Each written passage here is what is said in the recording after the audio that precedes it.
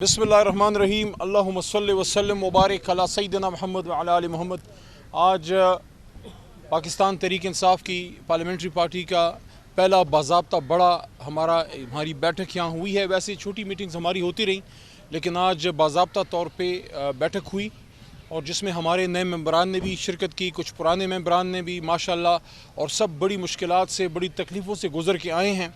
अल्लाह ताला का करम है, अल्लाह ताला का एहसान है कि अल्लाह ताला ने साबित कदम रखा और ख़ान साहब की और तहरीक इंसाफ के जो वर्कर्स हैं, जिस तरह उन्होंने ख़ान साहब की लाज रखी है और ख़ान साहब के नाम पे जिस तरह कौम खड़ी हुई है, जो हमारा बयानिया था उसके साथ खड़ी हुई है। कौम ने साबित किया है कि सन 47 में ये कौम अगर एक मुल्क नया बना सकती थी तो अब एक उस मुल्क के लिए खड़े भी हो सकते हैं, इस बात के लिए कि ये मुल्क सही मानों में एक आज़ाद मुल्क हो, जहां अवाम की मन मर्ज़ी पे लोग आके इक़्तिदार में बैठें, परफॉर्मेंस पे फ़ैसले हों, और जो फिर परफॉर्म ना करे अवाम वोट की ताकत से उनको बाहर कर दे। बाहर की डिक्टेशन पे ये मुल्क मज़ीद नहीं चलेगा। लंदन से इनकार के बाद अब वाशिंगटन की तरफ सर झुकाना, ये तो अजीब सी बात है। फिर 75 साल पहले हमने ताज बरतानिया को क्यों बरसगीर पाक हिंद से बाहर निकाला था? अगर आज हम उनके हुक्म पे अपने मुल्क के फ़ैसले करें, इसी की सज़ा इमरान खान साहब जेल में काट रहे हैं, एब्सोल्युटली नॉट कहने की सज़ा काट रहे हैं। अमेरिका जाके हुर्मत रसूल सल्लल्लाहु अलैहि वसल्लम की जंग लड़ने की सज़ा काट रहे हैं। आवाम के लिए हकीकी मानों में इंसाफ की बात करने पे वो अपनी सज़ा काट रहे हैं।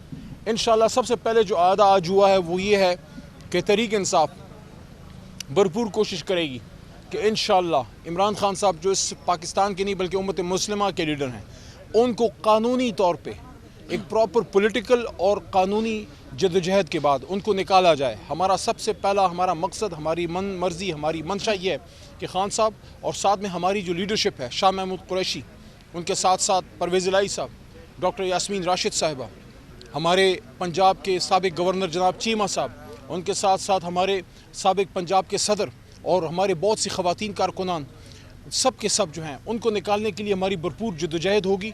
हम एक पुरअमन लेकिन पुरज़ोर सियासी जद्दोजहद करेंगे। हम कभी भी किसी के गिरबान में हाथ डालने के कायल नहीं हैं, लेकिन किसी को इजाज़त नहीं देंगे कि वो एक हद क्रॉस करे। पार्लियामेंट के अंदर हम अपना भरपूर सियासी किरदार हम अदा करेंगे। कल से इंशाअल्लाह स्टार्ट होगा।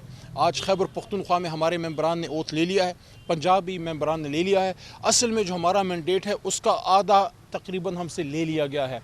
खैबर पख्तूनख्वा में हमारे 90 मेंबरान, पंजाब में 107, यहाँ 86 इस वक्त हमारे एफिडेविट पर, कुछ अभी ओपन में है क्योंकि उन्होंने इंट्रा पार्टी इलेक्शन लड़ना है। 9 सिंध में है, पूरा का पूरा कराची हमसे छीन लिया गया।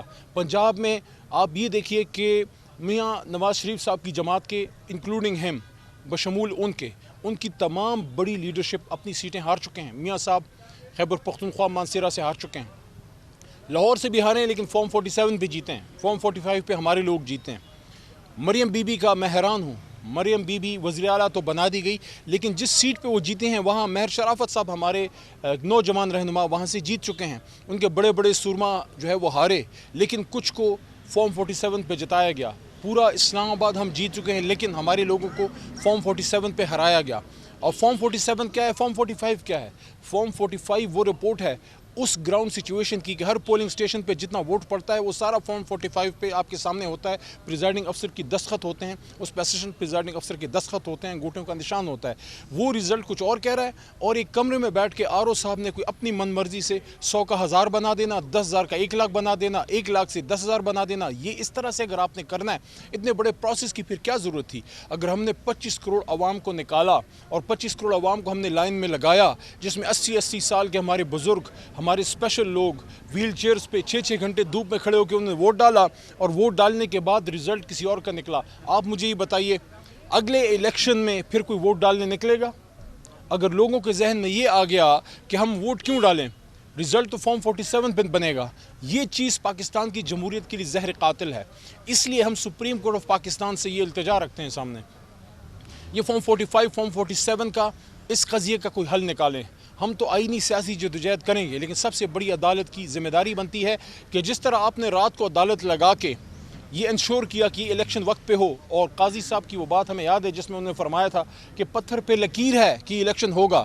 الیکشن ہو تو گیا, لیکن کیا صرف الیکشن کرانا کافی ہے یا آزاد شفاف بھی اس کی ایک لازمی جز ہے؟ اگر آزاد شفاف الیکشن نہ ہو تو کل central secretariat P T I کے مرکزی دفتر میں بھی میں نے یہ بات کی, اور آج اسلام آباد میں خیبر پختونخوا ہاؤس کے باہر اس وقت پارلیمنٹ سے چند قدم کے فاصلے پہ, سپریم کورٹ سے چند قدم کے فاصلے پہ یہ بات میں کہنا چاہتا ہوں کہ جس جمہوریت میں مینڈیٹ کا تقدس نہیں ہے وہ اس جمہوریت کا جنازہ نکلتا ہے. یہ ایسی ہے جتنا کسی بدن کے لیے روح کی اہمیت ہے, اسی لیے ایک جمہوریت میں مینڈیٹ کی عزت کی اہمیت ہے. لیکن افسوس جن لوگوں نے ووٹ کو عزت دو کا نعرہ لگایا انہوں نے خود ہی اس کا جنازہ پڑھا. بہرحال ہماری جدوجہد جاری ہے.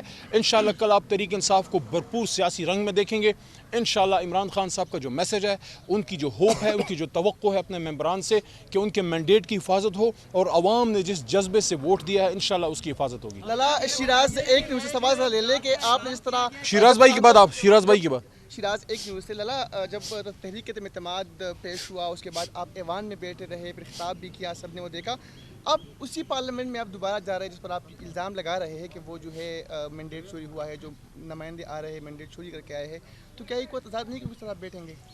میدان کوئی خالی نہیں چھوڑیں گے, مورچہ خالی نہیں چھوڑنا بھائی. کچھ سرپرائز دے رہے ہیں سر کہ روز جس احتجاج کی کال دی گئی ہے پارٹی کی جانب سے, کیا باقی جماعتیں بھی اس میں شرکت کریں گی؟ کوشش کریں گے کہ وہ جماعتیں جن کا یہ دعویٰ ہے کہ ان کا مینڈیٹ چوری ہوا ہے, جس میں مولانا صاحب ہیں, جس میں اچکزئی صاحب ہیں, جس میں جماعت اسلامی ہے, جس میں اور جماعتیں ہیں. اور میں تو اپریشیٹ کرنا چاہوں گا آج ایک بار پھر کہ حافظ نعیم صاحب نے جو مثال قائم کی ہے, میں سمجھتا ہوں ہم سب کو اس کو اپریشیٹ کرنا چاہیے کہ وہ بہادر آدمی ہے. اس نے کہا کہ مجھے مانگے تانگے کا مینڈیٹ نہیں چاہیے, یہ سیٹ میں نہیں جیتا اس لیے میں واپس کرتا ہوں. مسلم لیگ نون میں ایسے لوگ ہیں, چیمہ صاحب کی میں بات, نثار چیمہ صاحب, ان جیسے لوگوں کی بات کرنا چاہوں گا جن کو آفر کی گئی, انہوں نے کہا نہیں ہم نہیں جیتے, ہم اپنے لوگوں سے دھوکہ نہیں کر سکتے. یہ بتائیے گا کہ سیاست کا محور بننے جا رہی ہے, کیا لگتا ہے حکومت کو کتنا ٹف ٹائم دیں گے؟ اپنا بھرپور کردار ادا کریں گے اور کوشش کریں گے کہ اصل مینڈیٹ سامنے آئے, اور اصل وزیر اعظم جس کو عوام نے منتخب کیا ہے عمران خان صاحب, وہ اپنی اس کرسی پہ بیٹھیں جس سے ان کو بین الاقوامی مداخلت پہ, غیروں کی ایما پہ ہٹایا گیا. یہ پاکستان میں, پاکستان بننے کے بعد 75 سال میں ایک بہت بڑی سازش ہے, بہت بڑا دھوکہ ہے کہ وہ ملک جس کو ہم آزاد سمجھتے ہیں کہ آج بھی اس کے فیصلے سمندر پار ہوتے ہیں. علی بھائی, علی صاحب کو خط لکھا جانا ہے پی ٹی آئی کی جانب سے, کب تک وہ خط لکھ دیا جائے گا اور اس میں کیا کیا چیزیں جو ہے اس کا ذکر کیا گیا؟ یہ بہت اہم سوال ہے. قاضی انور صاحب ہمارے بڑے سینئر وکیل ہیں, انہوں نے خان صاحب سے میٹنگ, اس میں وہ موجود تھے جس میں خان صاحب نے یہ بات کی تھی, اور یہ بات سامنے آئی کہ آئی ایم ایف سے جب معاہدے میں حکومت پاکستان جا رہی تھی, خان صاحب بطور وزیر اعظم تحریک انصاف کی حکومت سے انہوں نے ایشورنس مانگی تھی کہ ہم آپ کے ساتھ ایگریمنٹ میں تو جاتے ہیں, لیکن کیا آپ بطور وزیر اعظم عمران خان صاحب ایشور کرتے ہیں کہ آپ کے نیچے جو الیکشن ہوگا وہ آزاد شفاف ہوگا؟ انہوں نے ایشورنس دی. تو عمران خان صاحب کا, ان کا سارا کیس یہ ہے کہ ہم نے تو ایشورنس دی, کیا آئی ایم ایف نے یہ انشور کیا کہ اب الیکشن آزاد شفاف ہوا ہے؟ یہ بتا دیجیے کہ پاکستان تحریک انصاف کے انٹر پارٹی انتخابات میں چیئرمین کا امیدوار کون ہوگا, اور کل اپوزیشن لیڈر آپ کی طرف سے کون ہوگا؟ انشاءاللہ گور صاحب اپوزیشن لیڈر ہمارے عمر ایوب خان صاحب جو ہیں وزیر اعظم کے کینڈیڈیٹ ہیں, اور آٹومیٹکلی ان کو بننا ہے, لیکن دیکھتے ہیں خان صاحب کیا فیصلہ کرتے ہیں.